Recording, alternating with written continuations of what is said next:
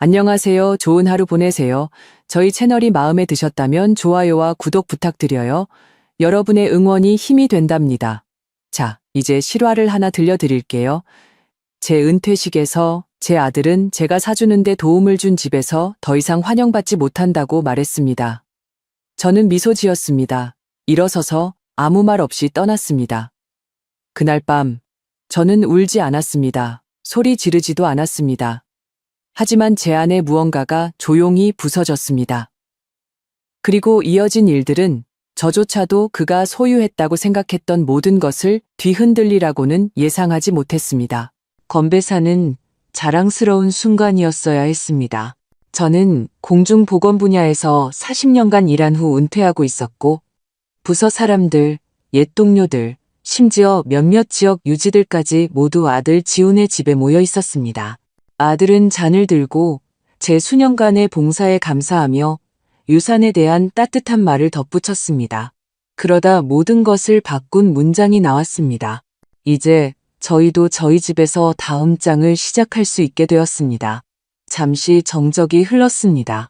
아들 때문이 아니라 방 안의 공기 때문이었습니다. 저는 며느리 수진을 보았습니다. 그녀는 제 눈을 마주치지 않았습니다. 그녀의 손은 지훈의 팔 위에 부드럽게 얹혀 있었지만 웃고 있지 않았습니다. 마치 신발 속에 떨쳐낼 수 없는 무언가라도 있는 것처럼 바닥을 쳐다보았습니다. 손님들이 박수를 쳤습니다. 건배사가 이어졌고 케이크가 나왔습니다. 누군가는 제게 우아하게 나이 드는 것에 대한 명언집을 선물하기도 했습니다. 하지만 저는 그 한마디 이후로는 아무것도 들리지 않았습니다. 제 이름은 아직 문패에 있었지만 아들이 말하는 방식에서 저는 그가 이미 마음속 그림에서 저를 지웠다는 것을 알았습니다. 새로운 장, 그들만의 집, 제가 무시당한 것은 이번이 처음이 아니었습니다. 저와 같은 여성들, 60세가 넘은 미망인들, 혼돈 속에서도 평정을 잃지 않는 사람들은 조용히 있는 법을 압니다. 우리는 수년간 그렇게 해왔습니다. 저는 미소 지었고 사진 찍는 내내 고개를 끄덕였고 제가 알레르기가 있는 백합 꽃다발을 받았고 심지어 어머니 은퇴를 축하드려요 라고 쓰인 새 현수막이 걸린 정원 창고 옆에서 사진을 찍기도 했습니다. 마지막 손님들이 떠났을 때 저는 뒷정리를 돕기 위해 남았습니다. 지훈과 수진이 출장 뷔페 업체와 이야기하는 동안 저는 종이컵을 줍고 접이식 의자를 쌓았습니다. 아무도 저를 말리지 않았습니다. 아무도 쉬라고 권하지 않았습니다. 그리고 저는 이상한 것을 깨달았습니다. 화가 나지도 않았습니다. 저는 비어 있었습니다. 마치 가구가 다 빠져나간 후 먼지가 내려앉기 전의 방처럼. 그날 저녁 늦게 손님 방에 혼자 앉아 있었습니다. 그들이 최근의 미래 계획을 위해 아기방이라고 부르기 시작한 바로 그 방이었습니다. 저는 엄마쯤이라고 쓰인 반쯤 채워진 상자들을 응시했습니다. 제가 그 상자들을 쌌던 기억이 없었습니다. 그날 밤 잠을 자지 않았습니다. 아들의 목소리가 너무나 부드럽고 자랑스러웠던 그 순간을 계속 되감았습니다. 마치 제가 놓아지는 것이 영광인 것처럼, 마치 옆으로 비켜서는 것이 제가 감사해야 할 일인 것처럼. 몸에 닿지도 않았는데 숨이 멎는 듯한 말을 들어본 적이 있나요? 바로 그런 느낌이었습니다. 부드럽게 말해진 문장이었지만 닫히는 문처럼 내려앉았습니다. 아마 이 글을 듣는 여러분 중에도 그런 기분을 느껴본 분이 있을 겁니다. 당신이 여전히 일부라고 생각했던 이야기를 누군가 다시 쓰면서 당신의 이름이 빠진 것조차 눈치채지 못하는 그 순간 말입니다. 그날 밤 저는 울지 않았습니다. 그저 어둠 속에 신발을 신은 채로 지갑을 무릎에 얹은 채로 앉아 있었습니다. 그리고 해가 떴을 때 저는 조용히 일어나 차고로 걸어가 차에 타서 떠났습니다. 백합은 부엌 조리대 위에 놓아두었습니다. 수진이 좋아할지도 모른다고 생각했습니다. 저는 지도를 확인하지 않고 남쪽으로 운전했습니다. 길이 저를 위해 선택하도록 내버려 두었습니다. 제 손은 핸들 위에 굳건했지만 가슴은 텅 비어 있었습니다. 계획도 하룻밤 묵을 가방도 없었고 오직 제 지갑, 반쯤 빈 보온병, 그리고 말하지 못한 모든 것의 무게뿐이었습니다. 정오쯤 저는 강릉 외곽의 한 휴게소에 멈춰 섰습니다. 키 큰 소나무들 뒤 가장 먼 곳에 주차했습니다. 자갈이 타이어 밑에서 버석거렸습니다. 저는 의자를 뒤로 젖히고 차 천장을 응시했습니다. 밖의 하늘은 맑았습니다. 사람들은 개를 산책시켰습니다. 아이 두어 명이 까마귀에게 과자를 던졌습니다. 제안을 제외하고는 모든 곳에서 삶은 평범했습니다. 울지 않았습니다. 용감해서가 아니라 감정을 느끼기에는 너무 충격을 받았기 때문입니다. 제 뇌는 여전히 말해진 것과 그것이 의미하는 것 사이의 간극을 이해하려고 애쓰고 있었습니다. 지우는 너무나 부드럽고 친절하게 말했지만 그 말 아래에는 무언가 최종적인 것이 있었습니다. 황혼이 질 무렵 저는 돌아가지 않았습니다. 그럴 수 없었습니다. 깜빡이는 불빛이 있는 주유소에서 기름을 채우고 계속 운전했습니다. 속초를 지나 도로 표지판이 익숙하게 느껴지기 시작할 때까지 그때 양양이 생각났습니다. 몇 년 전 남편과 저는 그곳에 작은 집을 샀습니다. 우리는 그것을 언젠가의 집이라고 불렀습니다. 조용한 모퉁이 땅에 둘러싼 베란다와 항상 손길이 필요한 굴뚝이 있었습니다. 그는 그곳에서 은퇴하고 싶어 했습니다. 첫 해봄에 우리는 사과나무를 심었습니다. 남편이 세상을 떠난 후로는 가본 적이 없었습니다. 자정이 막 지났을 때 저는 진입로로 들어섰습니다. 현관등은 여전히 거기에 있었고 유리는 깨져 있었습니다. 마당은 잡초로 무성했지만 집은 끈기 있게 기다리는 오랜 친구처럼 서 있었습니다. 10년 넘게 사용하지 않았던 열쇠로 문을 열었습니다. 경첩이 삐걱거렸습니다. 손전등 불빛을 따라 먼지가 떠다녔습니다. 저는 지갑을 바닥에 떨어뜨리고 바로 그 현관에 앉았습니다. 나무 바닥은 차가웠지만 제 것이었습니다. 저는 침묵에 귀를 기울였습니다. 비어있지 않았습니다. 정직하게 느껴졌습니다. 그날 밤 저는 복도 벽장에서 찾은 담요를 덮고 서재의 낡은 소파에서 잠을 잤습니다. 베개도 난방도 없이. 하지만 아침까지 푹 잤습니다. 눈을 떴을 때 햇빛이 깨진 블라인드를 통해 스며들어 나무 바닥 위로 떨어졌고 며칠 만에 처음으로 숨을 쉴 수 있을 것 같았습니다. 우리가 초창기부터 보관해온 스토브 위 주전자로 커피를 끓였습니다. 부엌에서는 먼지와 계피 냄새가 났습니다. 찬장에는 여전히 이가 빠진 머그잔 몇 개가 있었습니다. 하나에는 빛바랜 유성펜으로 남편의 이니셜이 쓰여 있었습니다. 싱크대에 서서 창밖으로 사과나무를 보았습니다.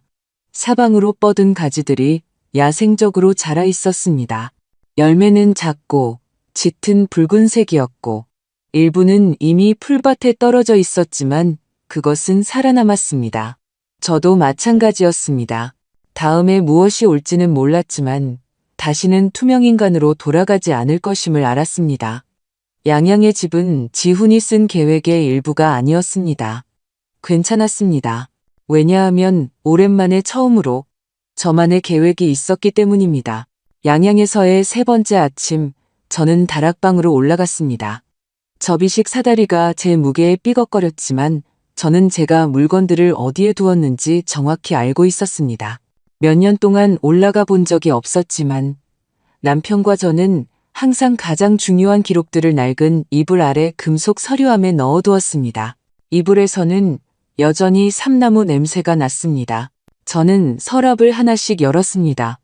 혼인신고서, 80년대의 세금 보고서, 지훈을 아기 때 안고 있는 남편의 빛바랜 폴라로이드 사진들, 그러고 나서 등기 및 유언장, 쉴라고 표시된 빨간색 폴더를 찾았습니다. 암이 그를 덮치기 전에 그가 놓아둔 바로 그 자리에 있었습니다. 안에서 양양집의 원본 부동산 등기 서류를 발견했습니다. 남편이 자기 이름으로 샀지만 세상을 떠나기 전에 명의를 수정하여 제 단독 자산으로 만들었습니다. 서명되고 공증되었으며 두꺼운 파란색 인장으로 찍혀 있었습니다. 그 아래에는 그가 작성한 마지막 유언장이 있었습니다. 명확하고 간단하게 양양 집은 제 것으로 우리 것이나 지훈의 것이 아닌 제 것으로 남는다고 되어 있었습니다. 이상한 평온함이 저를 휩쓸었습니다. 분노도 승리감도 아닌 적어도 무언가는 보호되었다는 조용한 알미였습니다. 남편은 이 집이 저에게, 우리에게 어떤 의미인지 알고 있었습니다. 저는 이제 더 천천히 정리했습니다. 그때 다른 폴더를 발견했습니다. 더럼 자산그룹이라고 라벨이 붙은 얇은 마닐라 봉투였습니다. 이름이 낯설었습니다. 안에는 제 이름으로 된 부동산을 담보로 한 사업자 신용대출 서류가 있었습니다. 제 이름이었지만 서명은 제 것이 아니었습니다. 필체는 비슷했지만 저는 제 필체의 둥근 모양과 기울기를 알았습니다. 이것은 너무 단정하고 너무 젊었습니다. 저는 바닥에 주저앉았습니다. 페이지가 손에서 무겁게 느껴졌습니다. 지훈이 무슨 짓을 했는지 알아내는 데는 오래 걸리지 않았습니다. 그가 인쇄해둔 이메일 사본들을 찾았습니다. 재무 상담가로 기재된 제익이라는 남자에게 보낸 것이었습니다.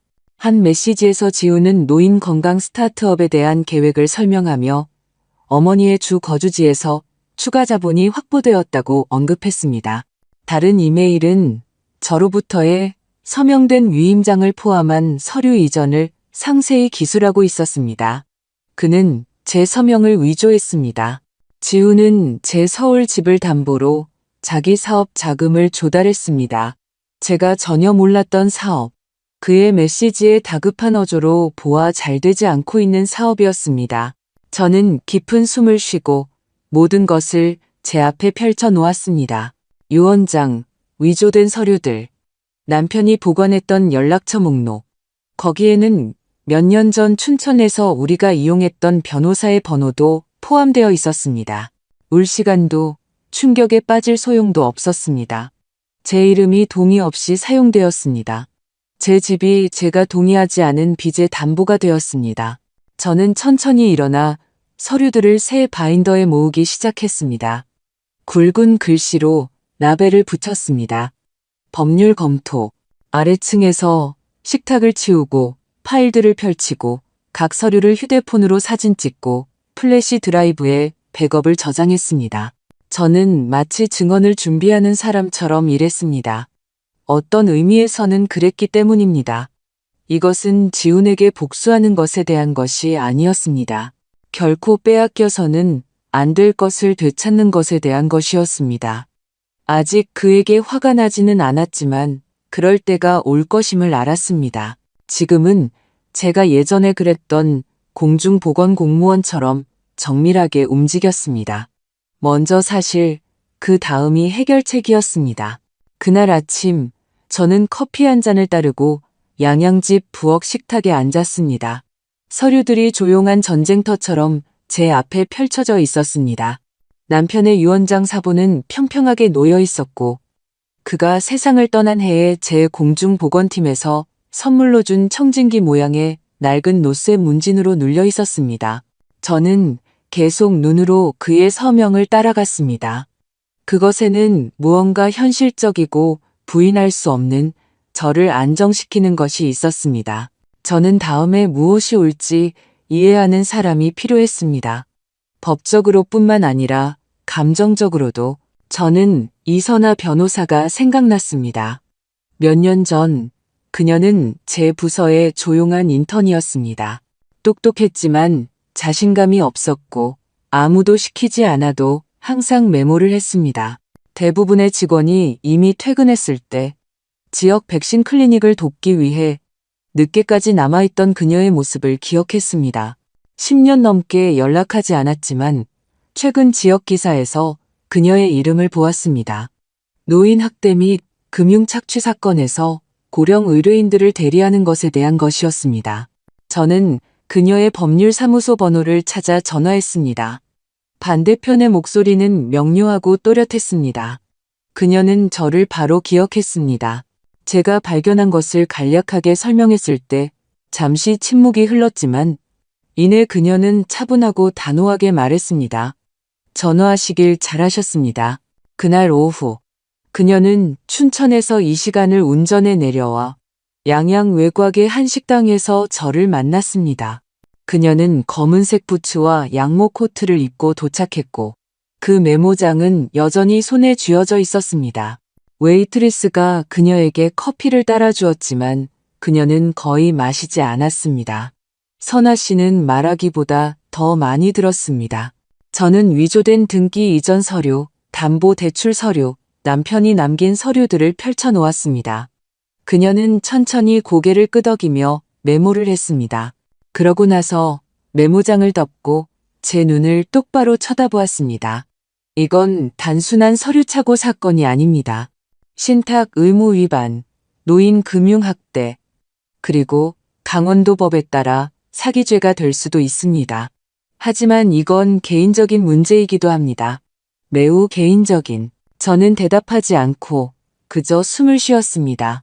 그녀는 그날 밤 모든 것을 검토해주겠다고 제안했습니다. 무료로 법적 속임수에 의해 지워지고 침묵을 강요당한 어머니들을 너무 많이 보았다고 했습니다. 그녀 자신의 할머니도 아들이 허락 없이 집을 판 후 요양원에 보내졌다고 했습니다. 그 말을 할 때 그녀의 턱에 힘이 들어가는 것을 보았습니다. 제 집으로 돌아와 저는 남편의 필체로 표시된 마닐라 폴더를 그녀에게 건넸습니다. 양양의 원본 부동산 등기 서류가 들어있는 제 이름만 기재된 것이었습니다. 그날 저녁 그녀가 창가의 작은 책상에서 일하는 동안 저는 수프를 데우고 그릇 2개를 놓았습니다. 그 리듬은 익숙하게 느껴졌습니다. 마치 제가 가족에게서 쫓겨난 것이 아니라 더 작고 견고한 가족에게 우연히 들어온 것 같았습니다. 그녀는 하룻밤을 묵었고 소파베드에서 잠을 잤으며 그녀의 노트북은 옆에서 윙윙거렸습니다. 다음 날 아침 그녀는 제게 체크리스트를 건넸습니다. 기존의 모든 위임장 철회, 양양의 소유권을 확보하기 위한 소유권 확인 소송 제기, 모든 미래 자산을 보호하기 위한 취소 가능 신탁 고려, 지훈과 관련된 모든 거래에 대한 회계 감사 준비, 작게 시작하되 꾸준히 하세요. 그녀가 말했습니다. 저는 그녀를 차까지 배웅하고 그녀가 떠난 후 한참 동안 서 있었습니다. 공기에서는 차가운 소나무와 녹는 서리 냄새가 났습니다. 손에 든 서류들을 내려다보았습니다. 한 페이지는 분홍색 포스트잇이부터 깔끔하게 접혀 있었습니다. 이미 가장 어려운 부분은 하셨습니다. 그들이 당신이 보지 않기를 바랐던 것을 보셨으니까요. 그 문장에는 화려한 것이 없었습니다. 하지만 그것은 제 안에 무언가를 깨뜨렸습니다. 슬픔도 분노도 아닌 명료함이었습니다. 그리고 며칠 만에 처음으로 저는 더 이상 이 일에 혼자가 아니라는 것을 알며 깊이 잠들었습니다. 다음 날 아침 저는 블라인드를 열고 거실로 빛을 들였습니다. 양양의 하늘은 아직 반쯤 잠들어 있었고 안개와 부드러운 회색이 뒤섞여 있었습니다. 하지만 저는 아니었습니다. 몇 주 만에 가장 정신이 맑았습니다. 손은 여전히 약간 떨렸지만 이제는 두려움 때문이 아니었습니다. 기대감이었습니다. 저는 선아 씨의 체크리스트를 다시 보았습니다. 각 항목이 제가 오를 수밖에 없는 사다리의 한 단처럼 느껴졌습니다. 첫 단계는 지훈이 위조한 위임장을 철회하는 서류를 제출하는 것이었습니다. 그것은 그녀가 처리할 것이었습니다. 하지만 저는 원본 서류, 출생증명서, 신분증, 혼인증명서, 남편의 사망증명서, 그리고 그가 세상을 떠나기 1년 전에 제게 쓴 그 편지를 제공해야 했습니다. 저는 그것을 낡은 요리책 안에 딸기잼과 막걸리, 파이 레시피 사이에 접어두었습니다. 저는 모든 것을 모아 빨간색 플라스틱 파일 폴더에 넣었습니다. 그러고 나서 세라벨을 인쇄했습니다. 검은색 마커로 이혜인 새로운 시작이라고 썼습니다. 그 후 시내로 운전해 가서 고무와 골판지 냄새가 나는 문구점에 들어갔습니다. 더 많은 폴더, 형광펜, 3가지 색상의 포스트잇을 샀습니다. 집으로 돌아와 이제 제 임시 사무실이 된 손님방 바닥에 앉아 모든 서류를 분류했습니다. 한 폴더에는 양양집에 관한 모든 것을 담았습니다. 하나는 지훈의 거래에 대한 것, 하나는 법률 서신에 대한 것, 그리고 4번째, 아직 거의 비어있는 것은 미래계획이라고 라벨이 붙어 있었습니다. 선아 씨는 오후에 돌아왔습니다.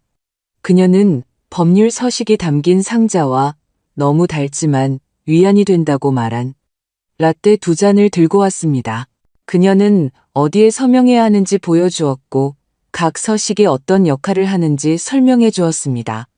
그녀의 목소리는 꾸준했고 결코 서두르지 않았습니다. 그녀의 펜은 공중에서 구두점처럼 구절 사이를 가볍게 두드렸습니다. 우리는 그날 저녁 온라인 포털을 통해 철회 서류를 제출했습니다. 그러고 나서 새로운 구조를 설계하기 시작했습니다. 양양집을 제 이름으로만 된 거주, 신탁으로 옮기는 것이었습니다. 그렇게 하면 제가 병에 걸리거나 무능력해지더라도 아무도 제 명시적인 지시 없이는 그것을 주장하거나 옮길 수 없었습니다. 저는 평생 다른 사람들을 위해 안전망을 구축하는 데 보냈습니다. 공중보건 클리닉, 교육운동, 소외된 지역사회를 위한 건강 프로그램. 하지만 제 자신을 위한 것은 지금까지 한 번도 만들어 본 적이 없었습니다. 과정은 빠르지 않았습니다. 군청 기록의 응답을 기다려야 했고, 오래된 부동산 등기 서류를 검토해야 했고, 심지어 등기부 조사를 주문해야 했습니다. 하지만 그것을 하는 행위, 제 것이고 저만의 것인 무언가를 만드는 행위는 혁명적으로 느껴졌습니다. 웅장하지는 않았지만 조용히 급진적이었습니다. 밤에는 차를 끓이고 부엌 식탁에 앉아 선아 씨가 책상에서 타자를 치는 것을 보았습니다. 그녀의 키보드 소리는 남편이 노란색 메모지에 의료 기록을 휘갈겨 쓰던 것을 생각나게 했습니다. 때때로 그녀는 고개를 들어 조항이나 마감일을 설명해 주었습니다.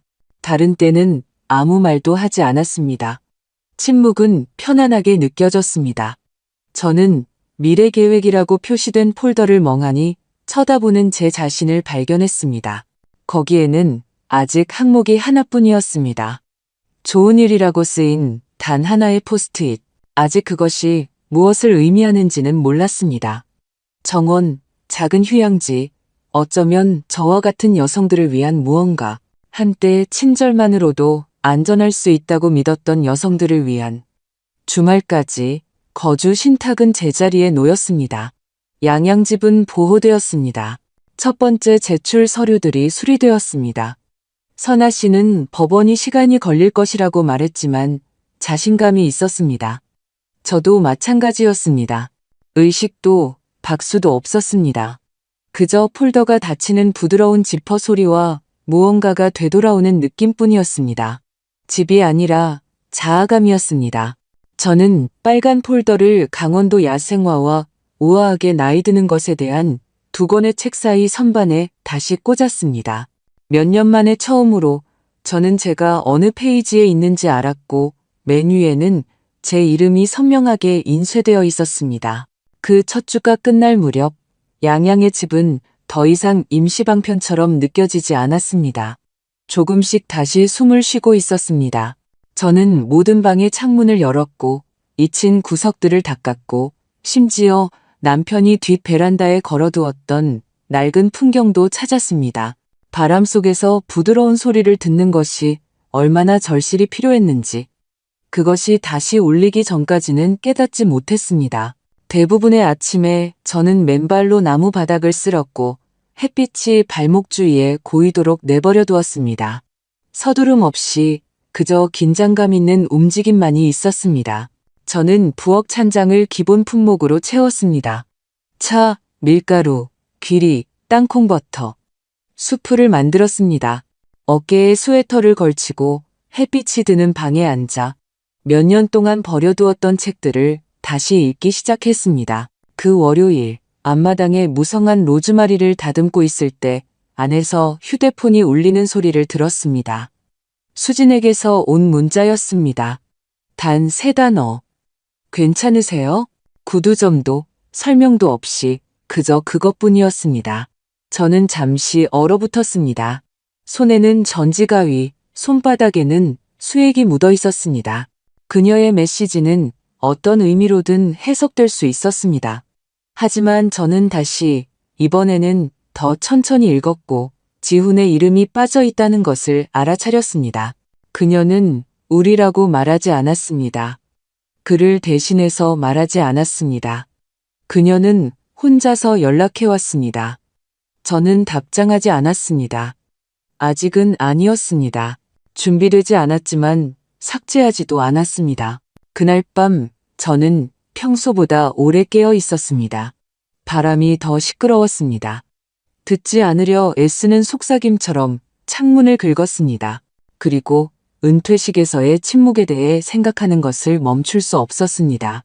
지훈이 발표했을 때 수진이 어떻게 신발을 내려다보았는지, 그녀의 어깨가 어떻게 말하고 싶지만 삼켜버린 듯 움찔했는지, 어쩌면 그녀는 항의하고 싶었을지도 모릅니다. 어쩌면 머릿속으로 연습했지만 한마디도 하지 않았을지도. 저는 그녀의 침묵을 변명할 수 없었지만 그 무게를 상상할 수는 있었습니다. 이틀 후, 이번에는 선아 씨에게서 다른 메시지를 받았습니다. 그녀는 신탁 이전 서류를 마무리했다고 했습니다. 양양 집은 이제 보호되었습니다. 우리는 안전했습니다. 아무도 그것을 건드릴 수 없었습니다. 그녀는 한 가지를 더 덧붙였습니다. 법률 구조 클리닉의 친구가 제 이야기에 관심을 보였다고 했습니다. 홍보를 위해서가 아니라 통찰력을 얻기 위해서. 그들은 노인 금융학대를 겪는 고령 여성들을 위한 자료를 출시하고 있었습니다. 그녀는 제가 언젠가 그들과 이야기해볼 의향이 있는지 궁금해했습니다. 저는 생각해보겠다고 말했습니다. 아직 현명한 말을 할 수 있을지 확신할 수 없었지만 누군가 제가 그럴 수 있다고 믿어준다는 것에 감사했습니다. 그날 오후 저는 복도 벽장에서 먼지 쌓인 라디오를 꺼내 창가에 놓았습니다. 잡음이 사라지고 음악이 방을 채울 때까지 주파수를 맞추었습니다. 오래된 재즈 방송국, 부드러운 금관 악기, 낮은 피아노. 저는 냄비에 렌틸콩과 당근을 젓고 음표들이 벽에 스며들도록 내버려 두었습니다. 그날 저녁 저는 해가 나무 뒤로 낮게 기울어질 때 현관 계단에 앉았습니다. 나무 베란다를 가로지르는 빛의 변화, 길고 조용한 그림자들을 보았습니다. 며칠 동안 울지 않았습니다. 더 오래도록 목소리를 높이지 않았습니다. 하지만 다시 흥얼거리기 시작했습니다. 그리고 집은 저처럼 기억이 아니라 존재로 채워져 사람이 사는 것처럼 느껴지기 시작했습니다. 그것은 제가 예상했던 것보다 더 중요했습니다. 양양에서는 봄이 부드럽게 왔습니다. 공기는 매서움을 잃고 땅은 다시 부드러워지기 시작했습니다. 뒷마당에서는 축축한 나무 껍질과 이른 꽃봉오리 냄새가 났습니다. 어느 날 아침 남편이 이곳을 산 첫 해에 심었던 일본 단풍나무에 작은 싹이 돋아난 것을 발견했습니다. 그 나무는 우리 둘의 경력과 대부분의 논쟁보다 오래 살았습니다. 이제 그것은 오랜 친구처럼 조용하지만 가득 찬 가지로 지켜보고 있었습니다. 저는 부엌 창가에 더 자주 서 있는 제 자신을 발견했습니다. 그것을 볼 때마다 시끄러운 기억이 아니라 일상생활 아래 맴도는 종류의 기억들이 떠올랐습니다. 지훈이 작고 자주 아팠던 시절을 기억했습니다. 제가 교대 근무를 2배로 하고 집에 와서 그의 숨소리를 확인하던 방식, 그의 흡입기를 사기 위해 커피를 거르던 아침들, 시기가 맞지 않아서 혹은 더 솔직하게는 그가 저를 필요로 했기 때문에 의학연구원 지원서를 제출하지 않았던 것, 그의 스타트업 자금을 대기 위해 저축을 제한하고 첫 투자자들이 빠졌을 때 2차 담보대출에 서명했던 것을 기억했습니다. 지훈은 결코 잔인하게 부탁하지 않았습니다. 그는 그저 제가 그럴 것이라고 가정했습니다. 그리고 저는 그랬습니다. 몇 번이고 그때는 결코 희생처럼 느껴지지 않았습니다. 사랑처럼 느껴졌습니다. 제가 가졌으면 했던 그런 종류의 어머니가 되는 것처럼 느껴졌습니다. 하지만 이 조용한 집에 앉아 그 나무가 하늘을 향해 위로 뻗어 나가는 것을 보면서 저는 궁금해지기 시작했습니다. 제가 관대했던 걸까요? 아니면 제 자신을 소진될 자원으로 만들었던 걸까요? 저는 복도 벽장으로 걸어가 먼지 쌓인 오래된 서류 상자를 꺼냈습니다. 수년간의 영수증, 대출 보증서, 보험 서식들을 넘겨보았습니다. 작은 모퉁이에 제 이름이 휘갈겨 쓰여 있었습니다. 제 서명은 너무나 많은 곳에 살고 있었습니다. 그들의 삶의 기반 시설에 조용히 짜여 보이지 않고 필요하며 잊혀진 채로 카드들도 있었습니다. 지훈이 몇 년에 걸쳐 쓴 손편지들이었습니다. 하나는 이렇게 쓰여 있었습니다. 제가 뭘 하는지 몰랐을 때도 저를 믿어주셔서 감사해요. 다른 하나는 모든 게 어머니 덕분이에요. 하지만 제가 찾은 마지막 것은 그가 앱을 출시한 해의 것이었습니다. 차갑게 타자로 쳐져 있었습니다. 지속적인 지원에 감사드립니다. 곧 수익을 보게 되실 겁니다. 저는 결코 보지 못했습니다. 그날 저녁, 저는 베란다에 앉아 하늘이 라벤더색으로 변하는 것을 보았습니다. 다리를 이불 아래로 집어넣었습니다. 가로등이 하나씩 깜빡이며 켜지는 것을 보았습니다. 동네는 여전히 조용하고 졸렸습니다. 조용한 것의 대가는 아무도 당신이 사라지는 것을 듣지 못한다는 것입니다. 당신은 배경 속으로 희미해집니다. 당신은 다른 사람들을 지탱하는 윤곽선이 됩니다. 하지만 제 창밖에 저 나무는 수년에 걸쳐 너무나 여러 번 가지치기를 당했습니다. 잘리고 모양이 잡히고 길들여졌습니다. 그럼에도 그것은 자랐습니다. 기쁘게 하거나 봉사하기 위해서가 아니라 그렇게 만들어졌기 때문에 그날 밤 저는 공책을 꺼내 목록을 썼습니다. 제가 잃어버린 것이 아니라 제가 한 일에 대한 각 줄은 씨앗이었고 각 기억은 뿌리였습니다. 이 집은 후회 이상의 것을 담을 것이었습니다. 늦었지만 마침내 자신의 가치를 이름 붙이는 법을 배우는 한 여성을 담을 것이었습니다. 이메일을 계획하지 않았습니다. 어느 날 아침 마지막 빨래를 개고 두 번째 커피를 따르고 난 직후에 떠올랐습니다. 공기는 상쾌했고 집은 조용했지만 살아있었습니다. 저는 남편과 제가 세금 계산서와 연하장을 쓰던 식탁에 앉았습니다. 이번에는 분류할 청구서도 우표를 붙일 봉투도 없었습니다.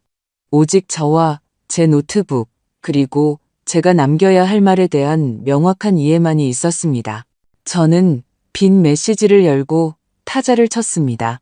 당신이 내 이름으로 제출한 서류들을 검토했습니다. 그게 전부였습니다.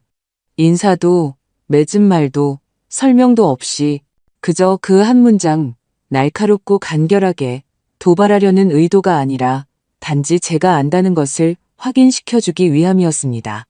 저는 소리 지를 필요가 없었습니다.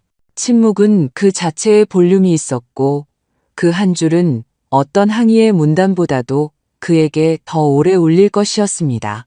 전송을 누르고 노트북을 닫고 차가운 물에 발을 담그는 듯한 숨을 쉬었습니다. 따끔거리지 않았습니다. 저를 깨웠습니다. 선아 씨는 그날 오후에 전화했습니다. 그녀는 최종 서류 제출이 완료되었다고 말했습니다. 신탁은 활성화되었습니다. 양양의 집은 이제 제 이름으로만 보호되었고 그녀가 거주 신탁이라고 부르는 압류나 조작에 대해 철통 같은 곳에 놓였습니다. 그녀는 덧붙이기 전에 잠시 멈췄습니다. 이제 공식적으로 그들의 소나기에서 벗어나셨습니다. 그 말은 제 손에 따뜻한 돌처럼 놓였습니다. 하지만 그것이 끝이 아니었습니다. 선아 씨는 제가 몇 주 전 조용히 요청했던 두 번째 신탁 설정도 마쳤습니다.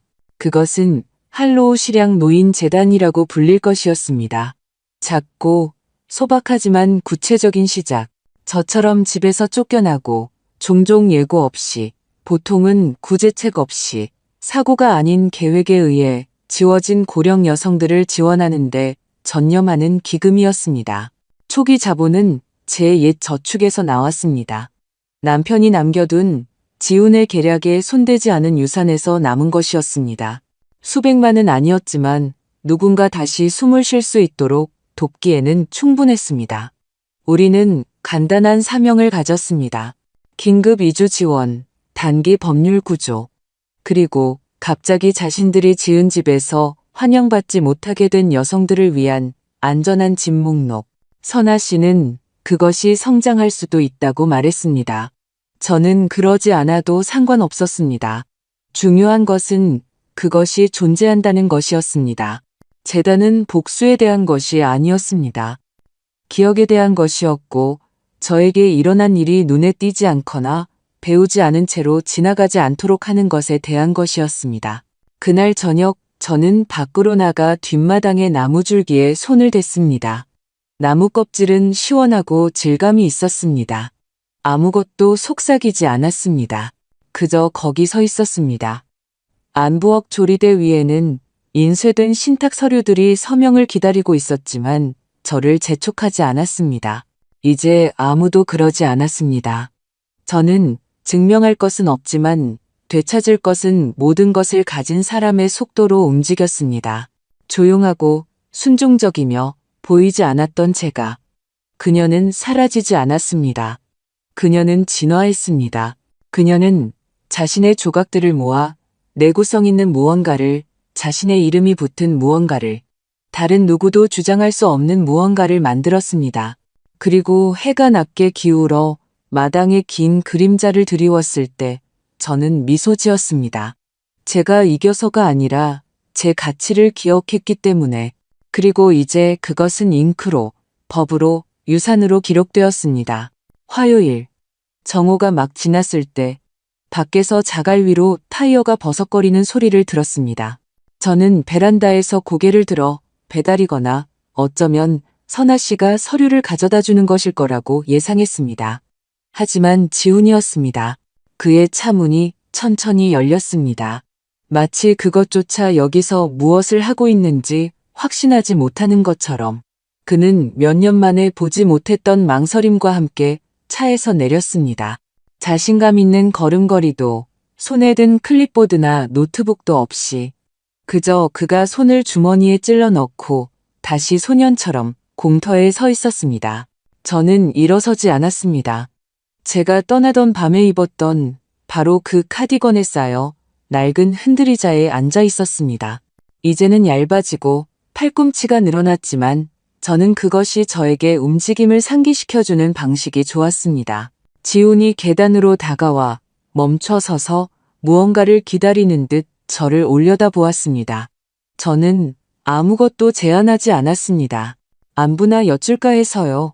그가 마침내 말했습니다. 그의 목소리는 제가 기억하던 것보다 조용했지만 여전히 그 어조와 가정의 뉘앙스가 있었습니다. 마치 찾아온 행위 자체가 호의로 보여야 한다는 듯이. 저는 한 번, 그리고 다시 차분하고 꾸준하게, 화나지도 두려워하지도 않고 그저 더 이상 작지 않게 흔들렸습니다. 여기는 당신이 안부를 여쭐 곳이 아니야. 제가 말했습니다. 그는 눈을 깜빡였습니다. 그 말은 그가 예상했던 것과는 다르게 들리는 듯 했습니다. 그는 한 걸음 뒤로 물러섰습니다. 저는 그의 얼굴에서 이것이 그가 감당할 수 있다고 생각했던 그 여자가 아니라는 것을 볼 수 있었습니다. 압력이 오면 접히던 사람, 그가 건네는 것에 조용히 서명하던 사람, 그는 마치 제가 그 없이 어떻게 무언가를 재건했는지, 어떻게 제가 운전할 뿐만 아니라 뿌리 내린 채로 살아남았는지 알아내려는 듯 제 뒤의 집을 보았습니다. 내 이메일 받았지? 제가 덧붙였습니다. 질문이 아니라 진술이었습니다. 그는 천천히 고개를 끄덕였습니다. 네, 그 후 긴 침묵이 흘렀습니다. 불편하지는 않았지만 익숙하지는 않았습니다. 우리 사이의 공간은 더 이상 어머니와 아들로 채워져 있지 않았습니다. 그것은 그의 선택과 저의 선택으로 채워져 있었습니다. 그는 한 번 더 시도했습니다. 어머니, 저는 저는 손을 들었습니다. 그를 침묵시키기 위해서가 아니라 우리 둘 다 그가 차 안에서 연습했을 연설을 면하게 하기 위해서. 당신은 나에게 말을 빚지지 않았어. 제가 말했습니다. 더 이상은. 그는 거기서 한두 박자 더 서 있었습니다. 그러고 나서 작게 고개를 끄덕이고 다시 차 쪽으로 돌아섰습니다. 문을 쾅 닫는 소리도 높아진 목소리도 없이 그저 다시 멀어지는 자갈 소리뿐이었습니다. 저는 그가 사라질 때까지, 공기가 다시 안정될 때까지, 고요함이 다시 제 것이 될 때까지 지켜보았습니다. 거기에는 만족감도 승리감도 없었습니다. 그저 제가 움찔하지 않았다는, 그럴 필요가 없었다는, 제 발밑의 땅이 더 이상 그가 흔들 수 있는 것이 아니라는 암만이 있었습니다. 저는 안으로 들어가 차를 끓이고 고요함과 함께 앉았습니다. 비어 있지 않았습니다. 벌어들인 것이었습니다. 그리고 은퇴식 이후 처음으로 가슴의 무게감도 마음에 남는 의문도 느끼지 않았습니다. 오직 한 가지 확신만이 저는 제 자신에게로 돌아왔고 머물 것이라는. 지훈이 말없이 양양을 떠난 지 사흘 후 편지가 도착했습니다. 이메일도 타자로 친 문서도 아닌 가장자리가 약간 떨리는 단정한 필체의 진짜 편지였습니다. 발신 주소 없이 단지 이혜인 귀하라고만 되어 있었지만 소인은 서울이었습니다. 저는 그 필체를 알았습니다. 생일 카드, 식료품 목록, 우리 모두가 아직 하나를 공유하던 시절 냉장고의 포스트잇에서 보았습니다. 저는 천천히 열었습니다. 종이는 크림색이었고 옅은 꽃무늬 테두리가 있었습니다. 백화점 문구 세트에서 파는 종류였습니다. 잉크는 파란색이었습니다. 어조는 서두르지 않았습니다. 혜인 어머님, 이 편지를 읽으실지 모르겠습니다. 그러지 않으셔도 탓하지 않겠습니다. 제가 지금 어머님께서 가장 듣고 싶지 않은 사람일 거라는 걸 압니다. 하지만 저는 시도해야만 했습니다. 저는 잠시 멈췄습니다. 뒤에서 주전자가 휘파람을 불었습니다. 내버려 두었습니다. 저는 차보다 이 순간이 더 필요했습니다. 지훈 씨가 모든 것을 말해주지는 않았지만 저는 충분히 알았습니다. 서류들을 보았습니다. 그가 얼마나 빨리 그것들을 밀어붙였는지, 모든 가족 저녁 식사에서 어떻게 어머님 말씀을 가로막았는지, 어떻게 모든 것을 우리 모두가 동의한 결정처럼 꾸몄는지 보았습니다. 하지만 저는 동의하지 않았습니다. 저는 목소리를 내지 않았고 그것에 대해 변명할 여지가 없습니다. 저는 부엌 식탁에 앉았고 편지는 손에서 약간 떨렸습니다. 아침 햇살이 종이 가장자리를 비추어 잉크가 막 쓴 것처럼 반짝였습니다. 어머님은 결코 짐이 아니셨습니다. 결코 방해가 되지 않으셨습니다. 오히려 이 집을 집처럼 느끼게 해준 유일한 분이셨습니다. 저는 지훈 씨가 우리 둘을 대신에 말하게 두기 시작했을 때 제 자신을 잃기 시작했던 것 같습니다. 문장 사이사이에 울다가 멈춘 것처럼 말들이 느려졌습니다. 용서를 기대하지 않습니다. 어머님께 아무것도 기대하지 않습니다. 그저 그가 한 짓을 보았고 제가 어머님을 본다는 것을 말씀드리고 싶었습니다. 저는 항상 그랬습니다. 제가 아무 말도 하지 않았을 때조차도 제 손은 가만히 있었지만 가슴은 답답했습니다. 어머님은 제가 아는 가장 강하고 가장 위험 있는 여성이십니다. 남편분도 아셨고 저도 압니다. 그저 중요할 때 무언가 말할 용기가 있었더라면 좋았을 텐데요. 편지는 거기서 끝났습니다. 서명 없이 그저 공감만이, 마치 그녀가 어떻게 끝내야 할지 모르거나 어쩌면 그럴 자격이 없다고 믿는 것처럼. 저는 편지를 한 번, 그리고 다시 접었습니다. 울지 않았습니다. 화내지 않았습니다. 용서를 느끼지도 않았습니다. 제가 느낀 것은 작은 해방감이었습니다. 제가 지고 있다는 것을 깨닫지 못했던 무게가 제가 감당할 수 있는 곳으로 옮겨진 것 같은. 수지는 결코 잔인하지 않았지만 침묵했습니다. 그리고 제 삶에서 침묵은 거친 말보다 더 깊은 상처를 팠습니다. 그럼에도 저는 편지를 찢지 않았습니다. 태우지도 않았습니다. 그것을 수진이라고 간단히 라벨이 붙은 마닐라 폴더 안에 넣었습니다. 법률 서류 아래, 신탁 서류 뒤, 제 책상 맨 아래 선반에 밀어 넣었습니다. 어떤 것들은 더 이상 중심에 속하지 않지만 여전히 보관될 자격이 있습니다. 그날 저녁 늦게 저는 창가에 앉았습니다. 낡은 단풍나무가 방에 긴 그림자를 들이우던 바로 그 창가였습니다. 저는 자신의 집에서 사라진 분노가 아니라 임무에 의해 천천히 무시당하고 관리되고 옆으로 밀려난 제가 알던 모든 여성들을 생각했습니다. 그리고 조용한 편지를 썼던 이들을 생각했습니다. 구원을 구하지 않고 인정을 제안했던 편지들을. 그날 밤 저는 한 번도 뒤척이지 않고 잠을 잤습니다. 집은 고요했습니다. 제 이름은 여전히 제 것이었습니다. 그리고 우리 사이에 아무것도 변하지 않더라도 저는 제가 결코 기대하지 않았던 무언가를 들었다는 것을 알았습니다. 오래전에 말해줬어야 할 것을 마침내 누군가 말하는 메아리를. 서류는 준비되었습니다. 선아 씨는 그녀의 사무실 긴 오크 테이블 맞은편에 앉아 있었고 서류 더미가 정밀하게 배열되어 있었습니다. 높은 창문을 통해 아침 햇살이 부드럽고 따뜻하게 스며들어 마룻바닥 위먼지 소용돌이 속에서 반짝였습니다. 잉크와 삼나무 냄새가 희미하게 났습니다. 방은 도서관이나 법정, 혹은 둘 다의 고요함을 가지고 있었습니다. 저는 안경을 고쳐 쓰고 그녀가 할로우 실향 노인 재단이라고 라벨을 붙인 폴더를 내려다보았습니다. 재단은 이제 진짜였습니다. 자체 연방 세금 아이디, 안전한 신탁, 그리고 3페이지에 걸쳐 신중하게 새겨진 사명 선언문이 있었습니다. 그것은 60세 이상의 여성들, 자신의 가족 구성원들에 의해 쫓겨나거나 재정적으로 조작당한 여성들을 위해 법률 옹호, 긴급 주거 추천, 교육 워크숍을 제공할 것이었습니다. 제 이름은 설립자 및 의장 아래에 기재되어 있었습니다.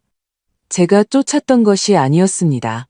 뒤에 남겨진 균열에서 자라난 것이었습니다. 선아 씨가 한 페이지를 부드럽게 두드렸습니다. 이것이 어머님의 서명 페이지입니다. 여기에 서명하시면 재단이 활성화됩니다. 어머님께서 법적 관리인이 되시는 겁니다. 저는 펜을 들었습니다. 그것의 무게는 평범했지만 행위는 그렇지 않았습니다. 저는 은퇴식에서의 지훈의 목소리를 기억했습니다. 그가 이제 저희도 저희 집에서 다음 장을 시작할 수 있게 되었습니다.